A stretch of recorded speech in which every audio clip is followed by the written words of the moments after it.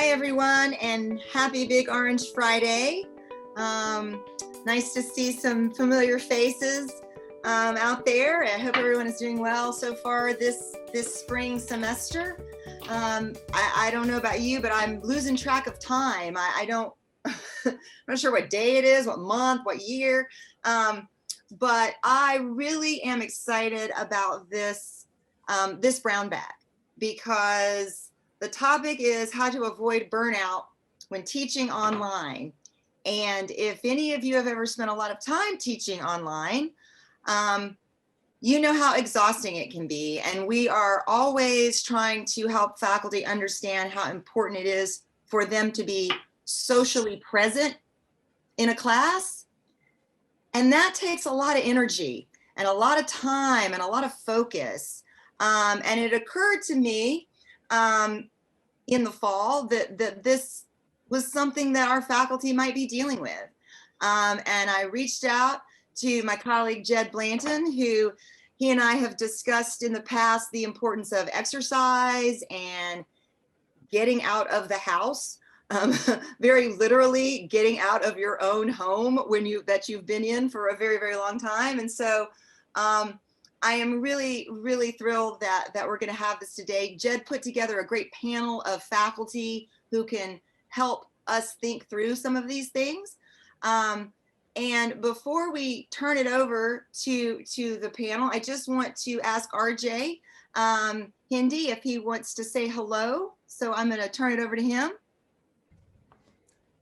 Good afternoon, everyone. Just barely afternoon and happy Orange Friday.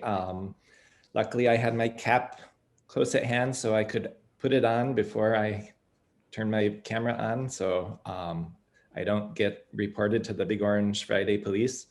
I just want to echo what Jennifer said. I've been looking forward to this brown bag for a long time. I kind of wish that it had come along in week 2 of the pandemic as opposed to week 52 or whatever week we're in now, but better late than never, right? And I am here with my notepad ready to take notes because I need this session. Thank you. Well, great. I'll go ahead and say hello. I'm Jed Blanton, and Dr. Gramling asked me to put this together. I will lead with the preface that while I've studied burnout and I think about burnout a lot, I am by far a model of avoiding it. In fact, quite the opposite. I have an intimate familiarity with burnout and some of the symptoms. But as a sport and exercise psychologist, this is something I've thought about and done research on. And when we think about burnout with athletes in a high performance setting, what we realize, aside from one key variable, burnout in high performance settings, the things that bring it on are pretty synonymous. The thing that athletes also experience in the path to burnout and in burnout is the intense physical training. And for some of us, the teaching might also be intensely physical, so that there's a lot of overlap. So today what I thought I'd do is I'd talk us through burnout from a psychological perspective, what we understand about burnout and how the overlap between the high performance setting of sport is similar to the high performance and high expectation setting of faculty life. And then I'll share a little bit about how I recognize when I'm in burnout or feeling burnout, and then turn it over to our panelists who I've brought in to share kind of how they think about it, if their disciplines explore burnout or the physiological or psychological experiences of burnout, and what they do in their own lives as far as managing or at least sensing that burnout's there. So to really quickly introduce our panel, I've got Jason Scott from Therapeutic Recreation, Rossi Toledo from Modern Foreign Languages, Jeremy from Biology, and Karen from Nursing. So after I share, we'll let them share their experiences and definitions, and then we'll turn it over for questions and sharing. So when we think about burnout, it's pretty clear that the pandemic has brought on a whole additional set of challenges to an already high performance and high expectations setting. And I'll put some links to some of these readings in the chat, but the Chronicle has been using that phrase. Hey, Jed, I'm going to stop you for a second. I've allowed you, I didn't do it earlier, I'm sorry, but I've allowed you to share your screen now. Okay. So if you want to put that up, that'd be great. Thank you. Sorry, I didn't tweak it at first. I think if you switch to the speaker view, it'll go large from the panel view. Yeah. Yeah, there you are. Sorry, I just saw you small and I panicked thinking I hadn't given you the permission to do it. So, okay, we're good. Thanks. Yeah, so if you use the speaker view, you can see the larger screen, or pin my screen. So burnout, when I talk to my students about burnout, when we study this in sports psychology, the simplest definition we have for burnout is long-term exposure to chronic stress. And as RJ said, we're now in week 50 something, maybe not quite 50, right, if we think about March, but it feels like eons now that we've been in this weird climate. How many different definitions of new normal we've seen in the last 10 months is exhausting in and of itself. But burnout is this long-term exposure to chronic stress. So there is an environmental component to it. The stressors that are asked of us in our performances as faculty or in other settings, as well as the expectations and the psychological expectations we bring to those settings, the expectations that we have of ourselves. And so some complicated models of burnout would include this environmental or stressor, where there's a situation or a demand on us to perform, and then our thoughts about it. And this is, again, the psychological influence, how we feel about those expectations. Are they threatening? Are they an opportunity to thrive?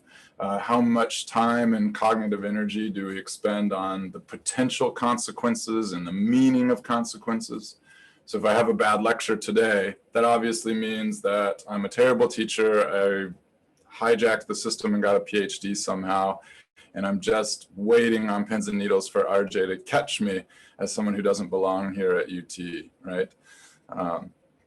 As well as the physiological responses that we can have. So intense hormone rushes. One of my favorite books talks about the adrenaline dump, when your body sort of feels that dump of that hormone prior to a threatening situation, and actually we use up that hormone before we need it.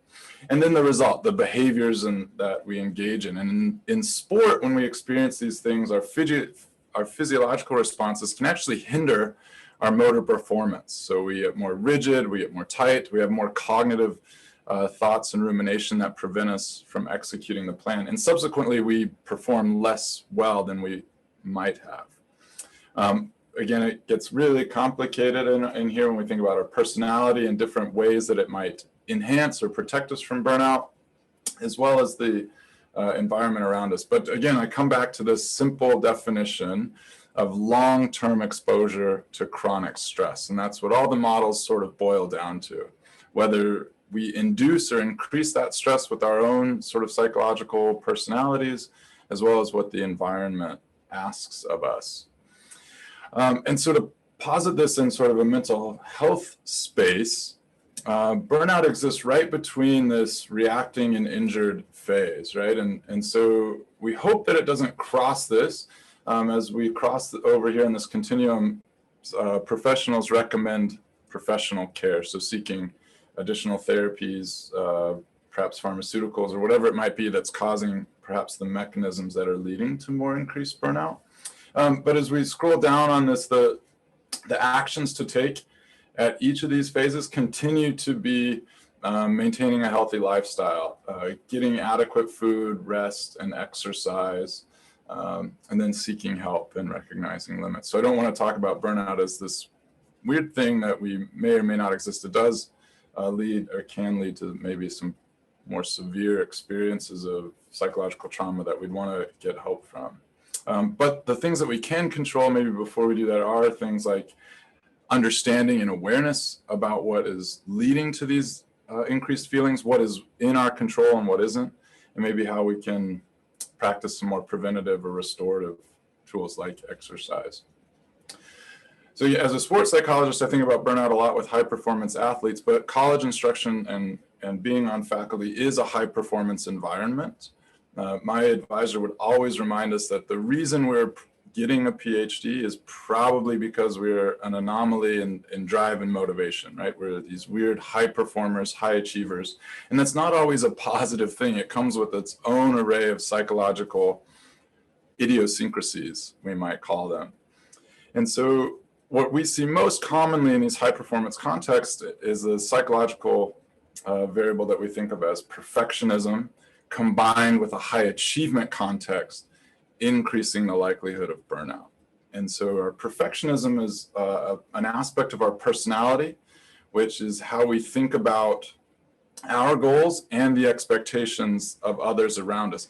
And it's less so an objective measure of others' concerns, but how we perceive others' concerns, how much time we think about them. And so I want to spend a little bit of time thinking about perfectionism, because this is where I see the most common sort of psychological experience that leads to burnout, is how we manage our own perfectionistic tendencies.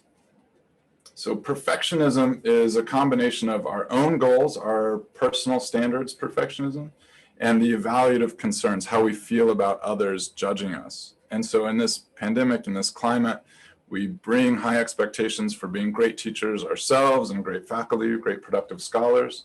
And we feel the pressure, real and imagined, from the university as we go through promotion and or tenure, and just wanting to do well on our course evaluations.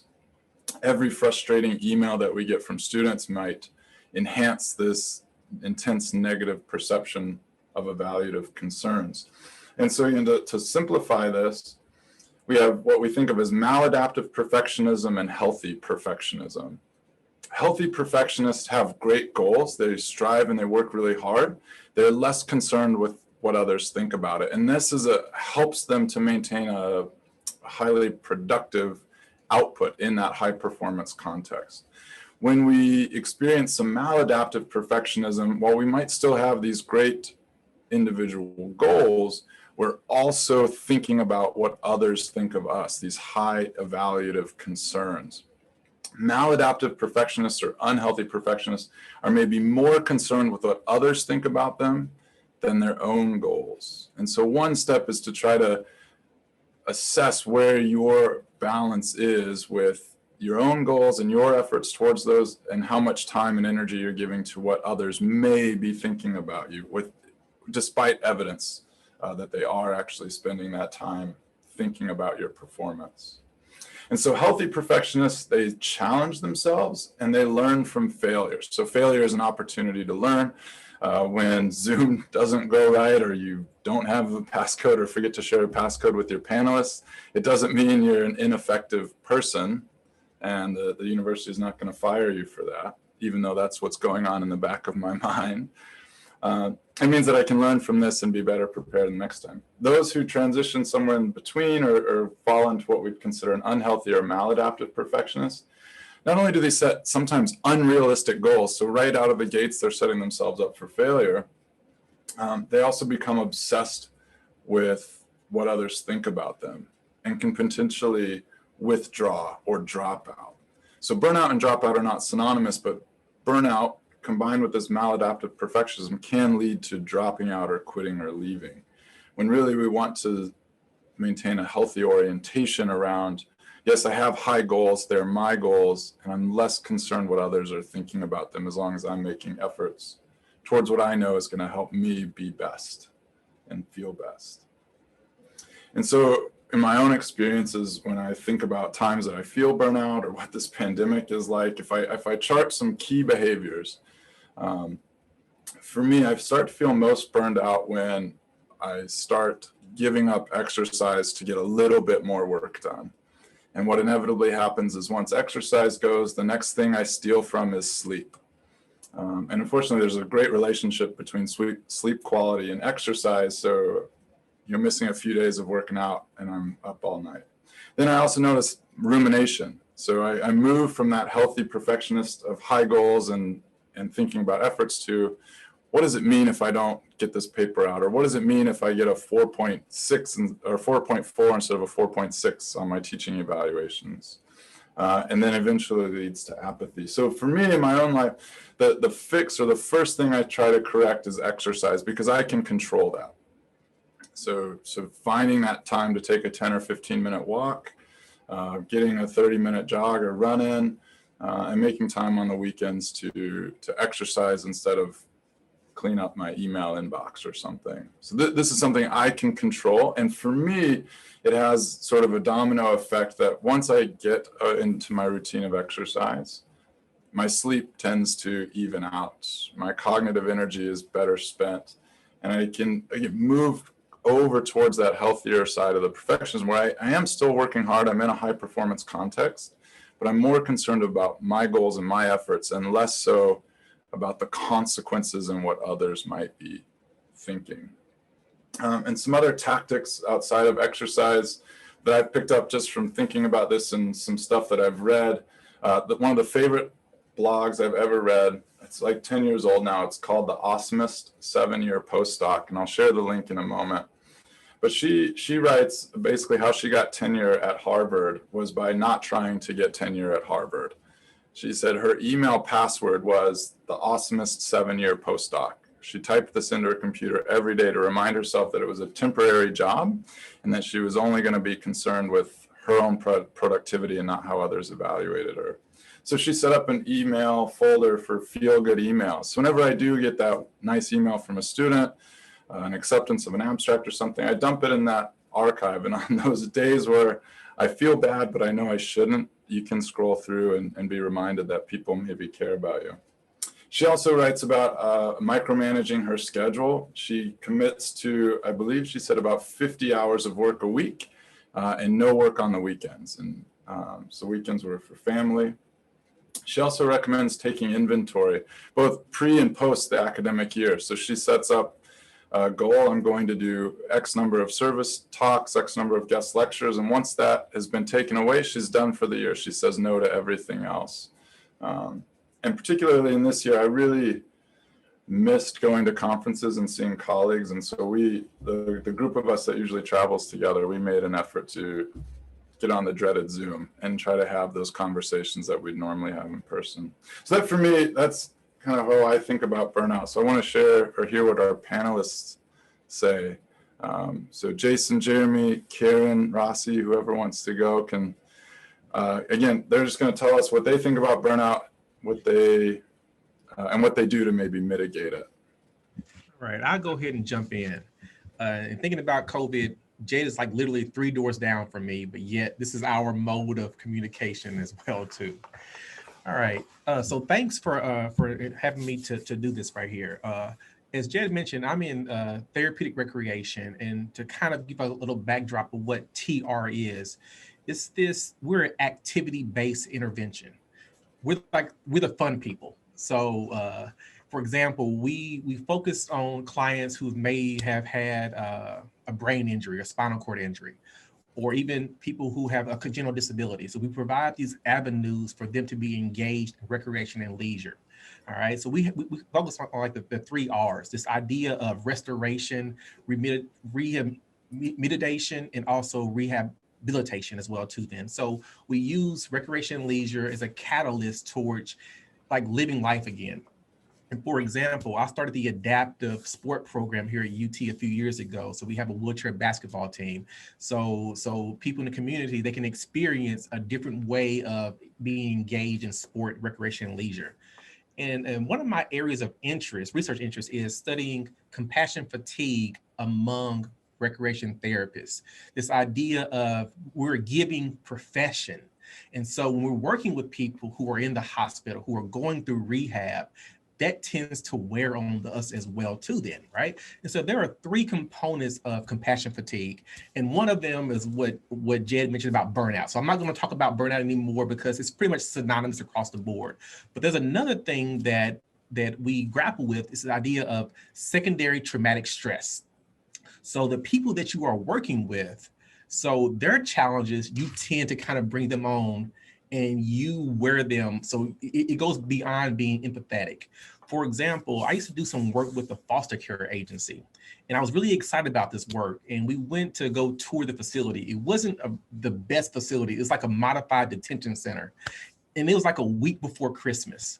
And one of the young guys who gave us a tour, he has the same name as my son.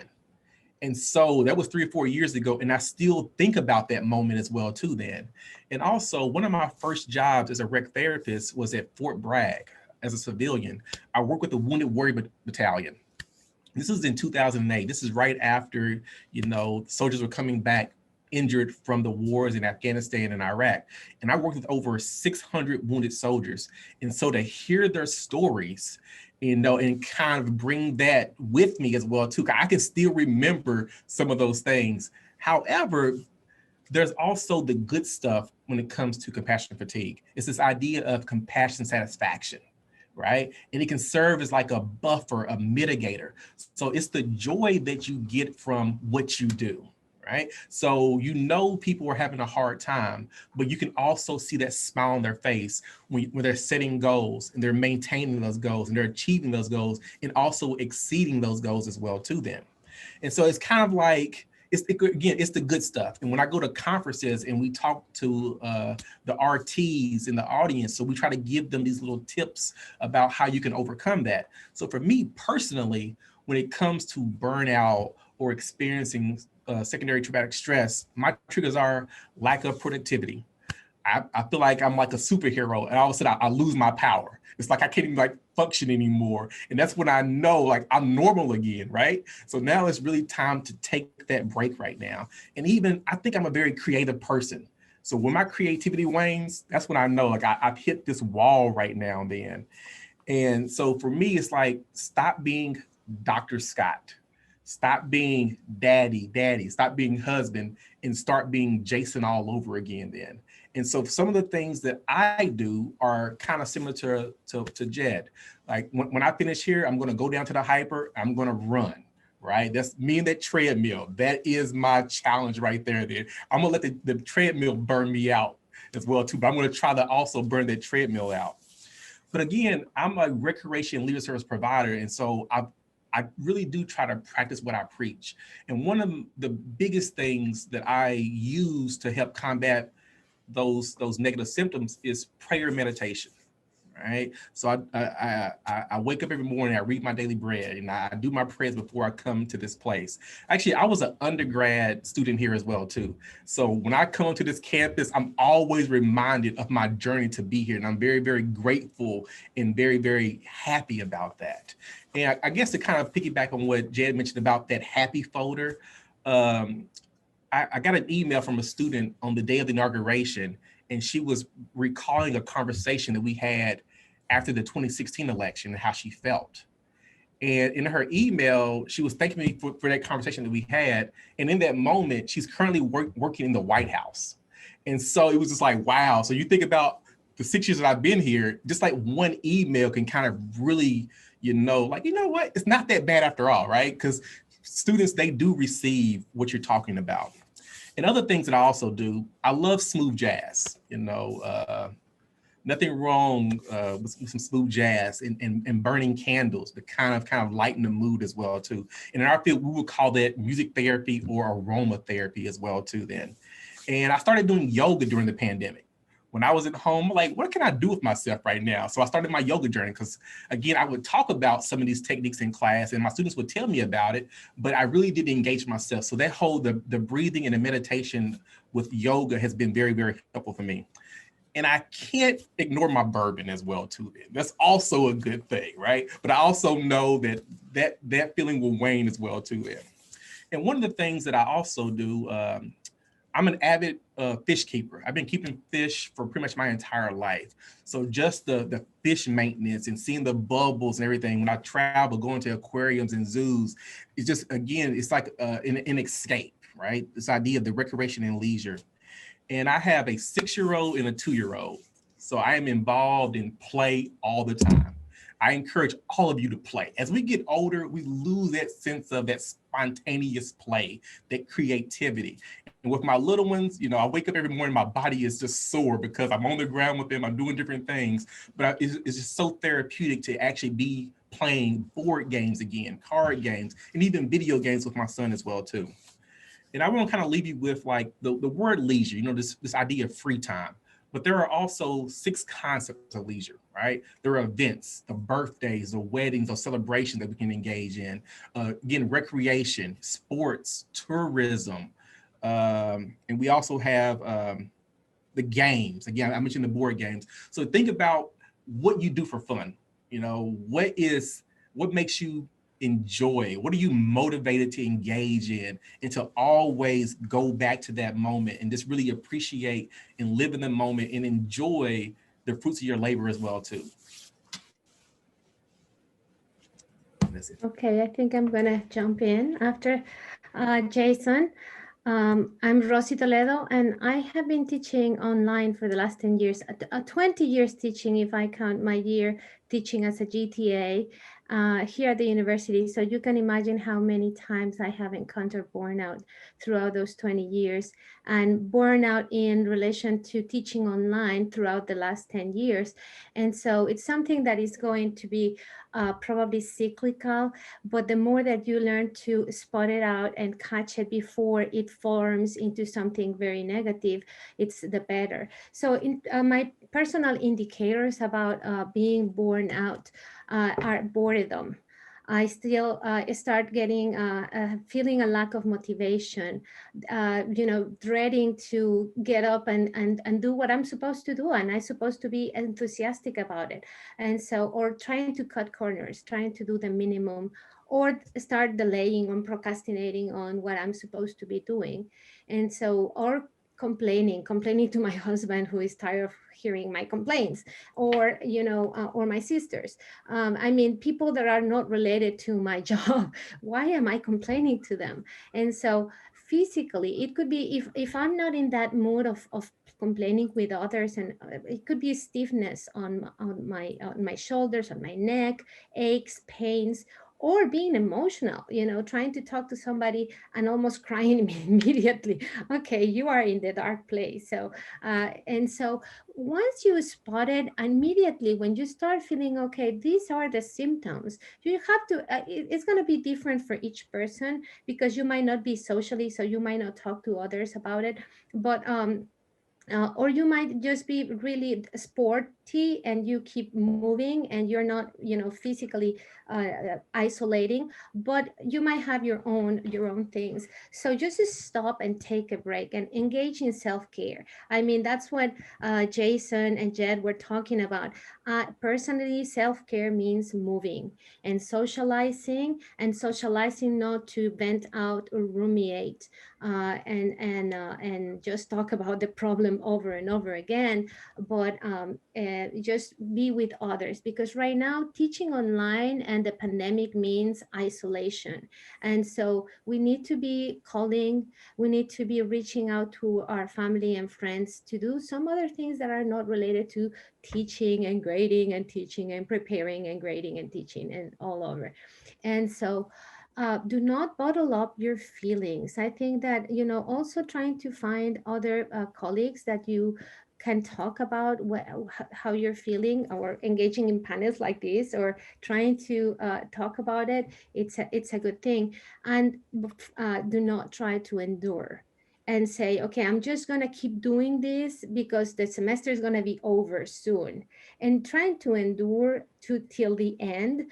It could be the end of the week, it could be the end of the lesson, it could be the end of the semester, or maybe I'm going to retire in 3 years, then I'll be happy. No, do not ignore it, because it's just going to snowball on you, and it will become a really, really professional problem. You might even be considering to change your career, as Jed said. So stop burnout as soon as you suspect it, as soon as you see it coming. And once you have engaged on some self-care, I think that there is another step. It's be analytic. Sit down for a little while and think about it and be objective. What is specifically tiring about this task or this class or this relationship with somebody at your work? There must be something that is causing you to feel that way. And I think that we have to detach emotionally from the problem and try to be objective, and not try to blame others or victimize ourselves or blame ourselves, and just be as specific as possible and see it as something that it's outside and that could be molded and that could be changed, and it's a problem that you can change. be creative. Once you spot it out, once you can write out and be objective and know what it's that you need to tweak, and be playful. I mean, we try to mechanize our work to be effective and to save time. And so we said, oh, I found a formula. I'm going to do this, and you organize your day and your week and your month. But suddenly you are like a machine, and we are not machines. So if you find that grading 200 papers in this way is not working for you, maybe find another way to evaluate and do it in a really playful way, or in a very different way. I think that when we try to stick to a plan and not change is when we tend to be more burnt out at the end. And so dare to change, dare to be playful, and dare to be creative, and change how you do things and what you do. Maybe it's not only how you do it, but what are you doing? And so in relation to teaching online, it might just have to be a totally different. We try to stick to what we used to do in the classroom, and we need to find other ways. I had never been a person that in the classroom I would play games. I thought playing my students, and especially in language teaching, they always expect you to play games because they used to play games in high school. And I used to think, no, games are out of my league. We're doing grammar, we're doing this. And now online, I just feel like, okay, I have to find ways to make it more fun for them and for me. And so this last, since the pandemic, it has been about putting some fun into my classes and doing something different. And with that thought, I leave you. I pass the ball, something that I play with my students. I pass the ball to somebody else, either Jeremy or. Okay, cool. I'm Karen Lassiter, and I'm from the College of Nursing. I'm a family nurse practitioner certified, and that's the group of students I typically teach. And nursing as a profession has burnout. That's we're kind of notorious for burnout. And so I have I kind of approach this from the nurse as well as the educator standpoint. And so basically burnout, I'm going to probably repeat some of the stuff that Jed and the others have said, but they've done a great job. Burnout is the physical and mental and emotional just exhaustion that you feel. There's a lot of risk factors that they've already identified, but some of the things that they haven't identified is having to deal with the difficult, we call it the difficult patient or the difficult student from an educator standpoint, and then having to deal with the potential of being exposed to a disease. And normally that's just nursing, but now it's everybody as being exposed to COVID, and that's a stressor on everybody right now. They've mentioned the rest of the things on my list, such as sleep deprivation is huge, and then the lack of social support. The signs and symptoms that are typical, you have the physical signs such as headaches, increased cold, your immune system is affected, you're not sleeping well, muscle aches, you guys have already mentioned those. Some of the other things that are you can see, and what I experience is just I mentally and emotionally turn off. I can tell I've turned off, tuned out. Compassion fatigue is seen throughout nursing. My biggest nursing burnout experience was post-Katrina. I went and took care of we were in the women's health, we provided women's health in the zoo of New Orleans in the Peacock area. We set up all these stations and we did women's health there. And we had a whole bunch of providers from Tulane University, and they needed someone to manage. And they put me as the manager of all the women's health stuff. And I started snapping at the patients that were standing in line for hours to get their women's health. They lost everything. And when I had to step back and go, oh my gosh, check yourself where you're at and where your patients are. And so, that's one thing, compassion fatigue. You just lose the empathy that, you have for your students or you have for your colleagues. Let's see, you start snapping at people, you start making judgments. The way that nurses handle this and the way that I kind of handle this, you guys have already mentioned a lot, but establishing work relationships is huge. So you don't take it home to your family and you start bitching at your family about the problem, and using a productive environment to help with that. And we call them debrief sessions in nursing. And that's where if you have a really bad case, a really bad patient case, a really bad student case, whatever this thing, you talk about it with the colleagues involved, and you could bring, an expert in the situation in, and you talk through how it could have been handled differently or how it could have been prevented. And that helps you identify it right then and there, and then you can let it go. But if you sit it by yourself and just ruminate on it and you think, oh my gosh, I did the worst, and then you take it home and snap at your family, then your family's mad. But if you can do it within the location that it happened, and usually right after it happened, is really good technique to help deal with that stress. Other things that I find I have to do for an online instruction now is totally divide work and personal life. As you can see, my workstation is in my great room. I have a very small house, and the college just sent my entire office got put here in this corner of my house. And so when time comes to turn off the computer, it goes off. And I do not go back to it until, the next work day. You've got to set those personal boundaries, especially if you're having to deal with online instruction within your home. I would love to have a door I could shut, but I don't. So if you do have that door, and shut that door when it's not work time. Sleep, self-care, and then therapy and support groups. There are a lot of support groups out there for burnout in different professions. And then the big thing right now in nursing is mindfulness and resilience training. I personally like mindfulness. It's trying to be present at the moment and taking a step back and just deep breathing and kind of relaxing through it. I'm not one that can meditate very well. My mind starts going everywhere. But I had talked to a mental health nurse practitioner, and she helped me come up with a mindful technique that really works well for me. And it's just sitting real still with your feet on the ground and just taking some deep breaths and not focusing on your breath, because that's what I couldn't do. But you have to identify 10 things that you feel or you sense around you, but it's not with your eyes. It's because your eyes are closed. So do you feel the wind blowing on you? Do you smell the lasagna cooking?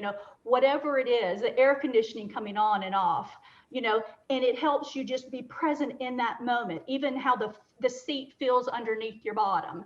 And that when you open your eyes back up, you are at a different place than when you started. And that really helps me deal with the moment of when I'm feeling a lot of stress.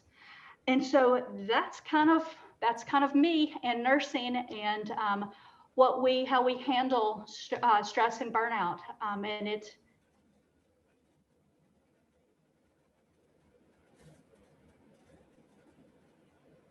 helpful. I hope it was.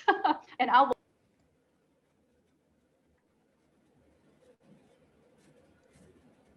He's leaving me hanging with the ball. I think you kind of went out on us a little bit. So yes, to whom are you throwing the ball? And I'm sure that they will catch it. Jeremy's up. Okay, I think I have the ball now. Can everybody hear me? Okay, let's see if I can share this screen here really quickly. All right, I threw a couple slides together. This is great that everybody talked about the underlying physiology. So I'll just talk about some of the strategies that I use to avoid burnout. Can everybody see this fine?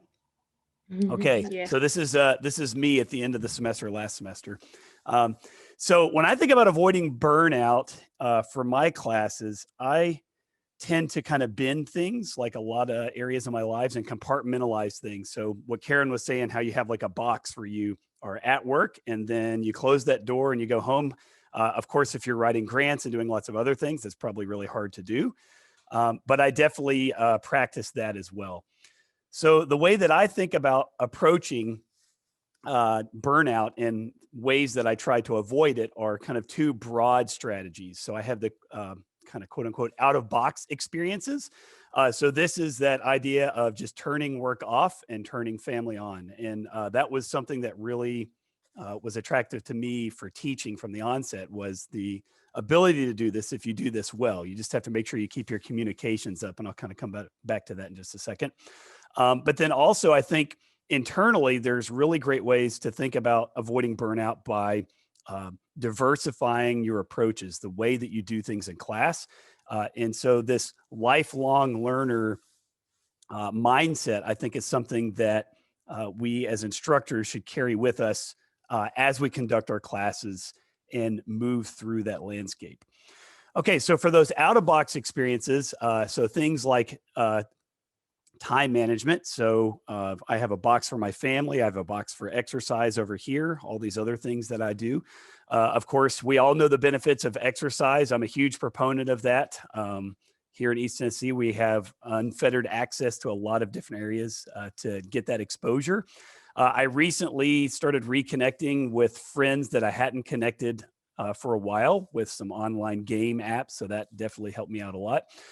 So music is something that I've always used. I'll come back to this too. I use it in my classes as well.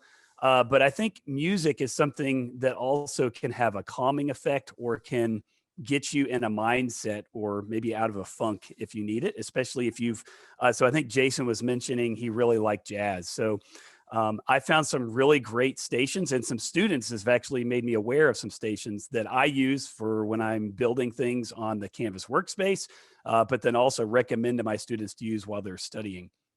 And then another thing in that thread of being a lifelong learner, to kind of put yourself in the shoes of your scholars. I am a big proponent of learning a new skill or talent. You don't have to take on a huge Herculean task, but I'll show you an example of one thing that I've kind of gotten into recently. So of course, time management, there's lots of different things you can do here. So I think Jed said that the first thing to go for him was exercise. The first thing to go for me, unfortunately, is sleep. And then I think exercise probably is next on my list. The other thing that I'll do during the day is I'll set alarms. So I'll have just a period of time, a block of time. I'm going to sit down and do this one task for a little while. I'm going to set an alarm for an hour. And when that alarm goes off, I get up, and I did this before we did online classes. I would leave my office and go for a 10-minute walk. Or if a representative from a textbook company came by to talk to me, I'd take them for a walk. And sometimes they would walk 2 miles with me to tell me about their new textbook. And I also found that I got less materials from representatives when they realized they had to go for walks with me to talk about the textbook.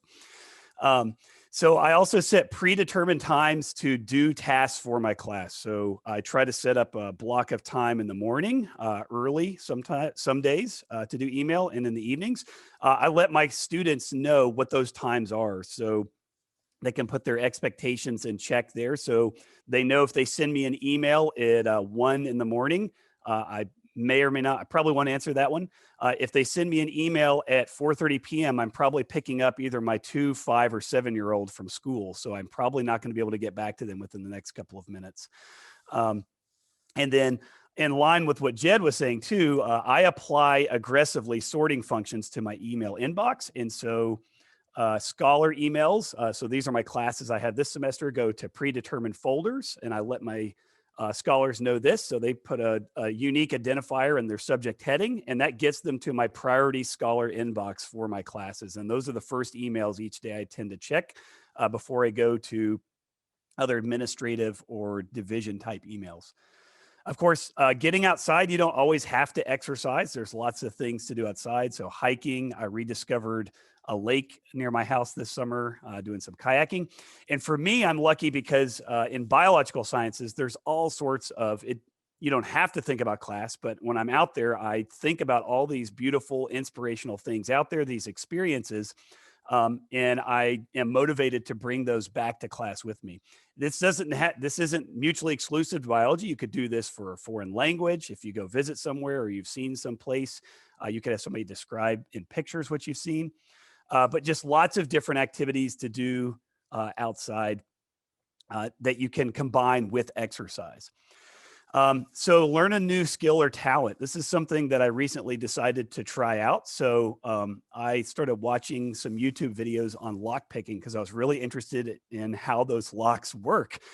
So I ordered a little acrylic lock that shows you the internals as well as kind of a metal one here. And now I can pick almost every lock in my house. And this also is kind of inspired, not on purpose, but it's inspired some ways I think about doing activities within Canvas now. So the students have an activity where it's kind of a multi-step process. So they unlock a new kind of module, and then they're going to get like a little badge if they complete this one thing. And it gives them a small goal to work towards. Instead of this huge project, they've got a bunch of little steps, and they can see some kind of return along the way there. Okay, so along the lines of diversifying your approaches in the classroom, sorry for all the text here. This is also against one of my big things. I don't like to put a bunch of text up on slides, but so I think it's really important to be entrepreneurial and be, as some people have said, have fun with your classes. Let your students know that every day is not going to be their day, and that's okay. I also let them know the first day of class, there are going to be days that I'm going to fail. Quite literally, when I'm in a physical classroom, I may fall flat on my face. But the other thing that I tell them is odds are if you're bored, your instructor is probably bored out of their mind, especially if they're just doing the same thing over and over again on repeat. It's important to find the things that work, but I think it's also really important to let the students know that you're exploring things that are going to try to inspire them. One thing I really try to push on my students is that enthusiasm is infectious. And if they are enthusiastic about an activity and really put themselves out for an activity, that can help a lot. I try to be vulnerable with my classes and also my peers to a certain extent. So to show them I'm a real human. You know, I may have a question where I'm going to take a video of my dog in my backyard or my kids doing something and ask them to apply some principles from what we're talking about in class to those, or to bring their own experiences. And so, you know, I think the value of being in a classroom with all these students is that everybody brings collectively their own individual experience to that classroom. Of course, talking with your peers, talking with those scholars, you can get a lot of helpful feedback from them. So the music thing is something that I always do before class. I always play a song before class that either has the band name, the lyrics, or the song name has something to do about what we're talking that day. So that's kind of a game. So I'll join early, and I usually have a cohort of scholars that are always guessing this. And I think also when I'm working on things in Canvas, or I encourage them to do the same, if they listen to music, I think that can be something that can get them in a frame of mind, or relax them as they're working through things. So everything's an experience. So I start off my class with, I don't know why that's going now. I start off my class with a picture of the solar eclipse that was, I think, in 2017. So that's some years ago now. And I asked them if they remember where they were. And so what I want for them is I want them to not think of this class as I learned some facts and some material and maybe how to apply it, but I want them to think about it collectively as this experience. Oh, I remember those activities or those things, or who I was with when I did these things. So over the break, I went for a trail run in the snow that we had after December 25th, recorded some videos and posted them early for the class, and said I was excited to see them. And, you know, I had a couple of things, little Easter eggs in the video that we're going to be talking about over the course of the semester. And then I'll end here with the music. So there are lots of stations online that have, you know, kind of nice chill music that you can listen to, all sorts of different soundtracks. And I've actually crowdsourced this to the class. Welcome to Science. Excuse me. That's a video that so this is a video I play the first day of class for them. These guys doing. Welcome to Science Wars, Chemistry, Bio, Physics, Mathematical. Okay, I'll stop it right there though. So anyways, I think if you show your students that if you have fun with it and your students see that, I think that transmits really well out to them, but then also helps you avoid that burnout, to let them know that you're human. Things some days are not going to go quite as planned, but then also you are trying to make it as engaging and interactive and fun as you can for them. Okay, I'll stop there. I think I've gone way over.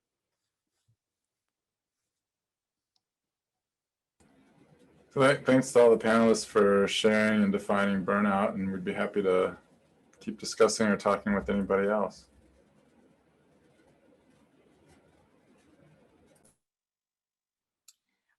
Let me just say that was awesome. Thank you.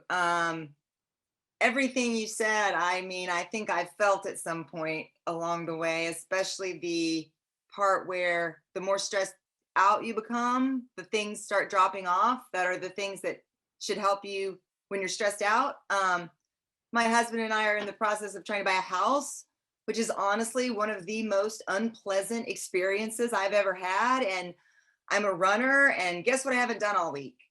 Because I've been so focused on that. And it is definitely, it's showing up in my sleep. It's showing up in my reactions to things, or overreactions probably of things. And so I am going to run this afternoon. I'm going to do it because it's important and it matters. And it really is probably the single best thing I do for myself, is that. And then Jason, I wrote down, when you were talking, I wrote down something, says, remember your joy. And I felt like there was so much of what you were saying was just really, don't forget all the joyous things that you have in your life, and take time to do those things and to be joyous. It's important that we have that time, I think. So I'll stop now, but thank you. And yes, if there's anybody that has questions or comments, please.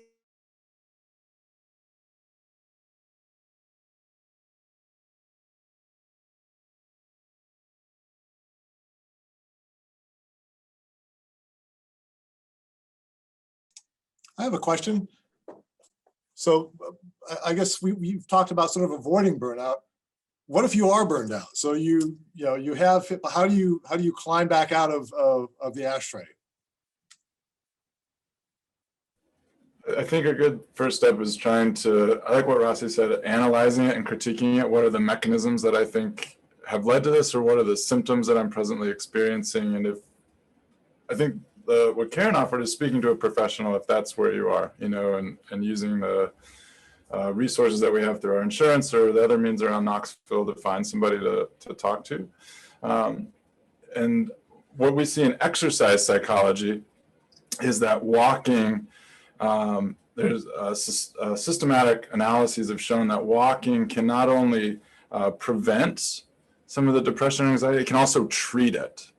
And I think about what Jason shared with Wounded Warriors, there's a study that found talk therapy in post-traumatic stress was great. It was better when they added exercise rehab along with talk therapy. And so I think finding that 5 to 10 minutes to start a daily walking routine and then building up to 20 is one way to literally walk away from burnout, but to start to repair that. What happens to the brain and the body when you exercise is incredible. And so just those 10-minute bouts of exercise can really be that first step, along with a talk therapist. I will use the analogy of the fire, stop, drop, and roll. So stop what you're doing. If it's the middle of the week, if it's the middle of the semester, just stop and practice some self-care, whatever that means for you, yoga, running, taking a break, but getting outside for real. I have it in big letters in my notes. It's move outside, because outside nature, anything that you can do too. If swimming is your thing, I mean, I love swimming, and when it's the right time, I just go for a swim, and then roll. Shake it up, think about it, analyze it, but then be playful and be creative too. And that would be the role for me, is just change things. Whatever you do to, even if it means not doing what you were supposed to do because you had a big plan for the semester, just shake things up. I think one of the most important things is to be able to recognize it.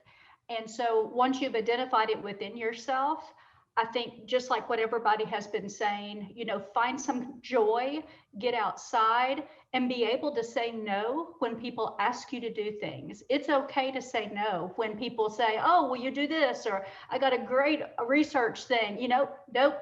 I had a major stressor a couple years ago, and I love the word no now. I say it all the time. Nope, sorry, can't do it this time. And that has really helped me. But identifying it first is the number one, the best thing to do. And it sounds like you've already done that. So yeah, these other options are like exercise, and nutrition is huge. Getting good, solid, healthy food, taking a multivitamin, you know, the Mediterranean diet I love. You know, it's a good, healthy diet, and it really provides the nutrition that will help support your immune system, which is affected with stressors. So.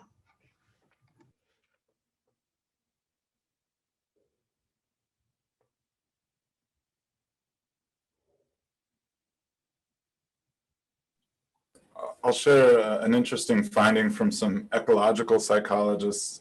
They asked two groups of people to simply go outside and go for a walk.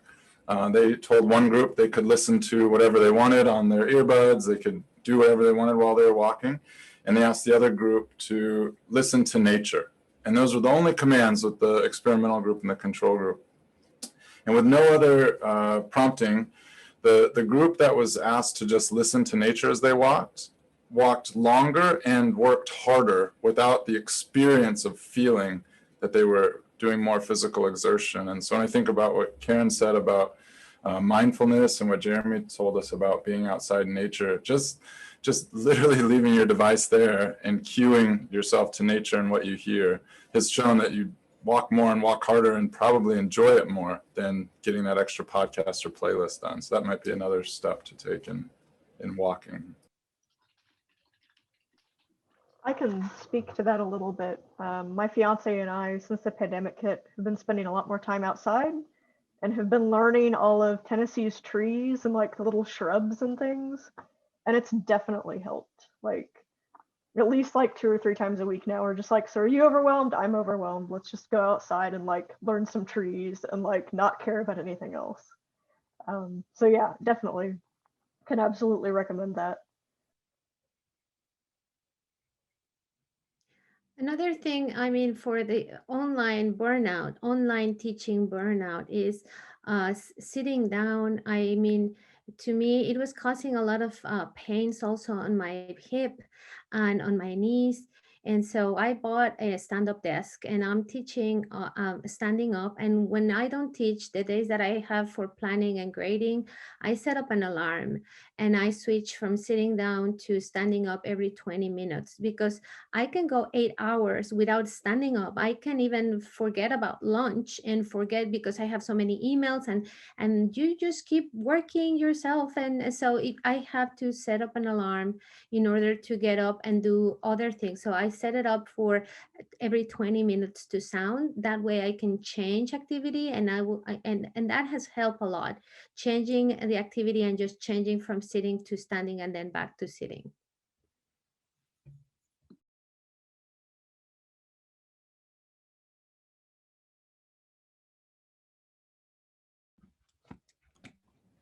And then one thing that I did last year, because of course, exercise drops off, sleep drops off, but then you have poor eating habits. So I went to go see a dietitian last year, and it really just opened my eyes up. So now I have a better, stronger understanding of food when I'm putting in my body. So if something does go berserk, at least I have some good things in my body as well too, because that will also kind of offset some of the lack of the physical activity as well. Yes, they're finding diets affecting a lot more than they ever realized. Research is coming out pretty much every day about how important diet is and the use of whole foods and getting processed foods out of your diet. So anything that comes in a box is a processed food, basically. So if you have that box of Oreos or box of Fruit Loops, you might want to think about having an apple or an orange instead.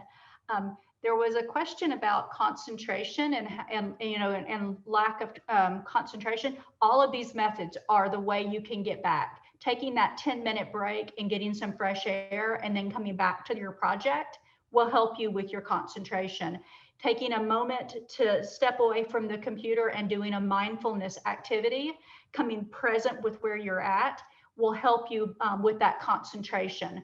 Just getting away from the computer for a while and whatever you're focused on, and just finding your joy for 10, 30 minutes, something like that. And when you come back, you will be re-energized. At least that helps me.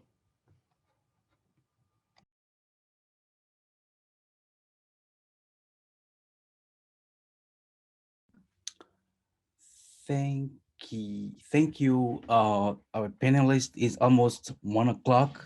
It's 12:59, and thank you everyone for your great tips and a great discussion. Jennifer had to attend another meeting. That's why she had to leave. My name is Igor. I didn't introduce myself earlier. I work with Jennifer here.